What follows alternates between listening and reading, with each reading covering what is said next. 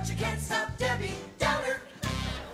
It's become part of the lexicon. Yeah, yeah. Don't be a Debbie Downer. I know. That crack up we had, that first one, I'm sure that elevated it. Rachel Dratch created Debbie Downer, Saturday Night Live's comedy gold. So funny, even the actors performing it couldn't keep it together. Or during the fireworks when you went about feline AIDS. It's the #1 killer of domestic cats. But Debbie Downer was just one of a slew of hilarious characters Rachel created and sketched on SNL during her 7-year run. I loved the hot tub with Will Ferrell. At this point during the soak, my lover and I usually crave spiced meat.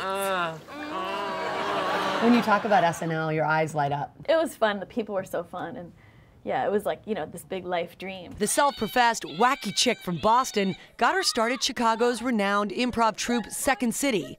It was there she met a young Amy Poehler and Tina Fey. Hit me with your best shot! Hit me with your best shot!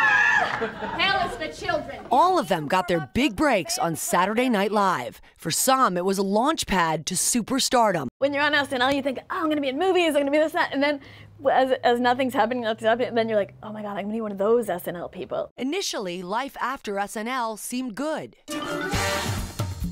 Rachel was cast as Jenna in a little show called 30 Rock, a character her friend Tina Fey had written especially for her. I didn't really understand like what a big deal that was. I was like, oh, Tina's writing some show and I'm in it, I guess. And then I got a call that I was being replaced. Instead, the part would go to Jane Krakowski. When you think about planning your SNL exit, you don't think like, I know, I'll leave and then have a big public face plant. I kind of just thought like, oh, well, another job will come up. Like this won't, you know, this won't be who I am forever. But then like nothing was coming up for a really long time. I'd get little jobs here and there. So at 43, Rachel Dratch decided to channel her tales of career woes and romantic disasters into a book.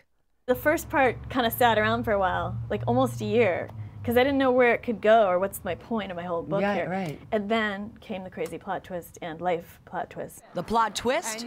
Rachel walks into this very bar and meets John. And hence the name of the book. Yes, girl walks into a bar. It's a setup for a joke and it's also what happened to me. So yeah. I thought it'd be a good title. But just 6 months later, another twist. I kind of thought like, okay, I'm like over the hill. But anyway, I wasn't over the hill because then I was pregnant.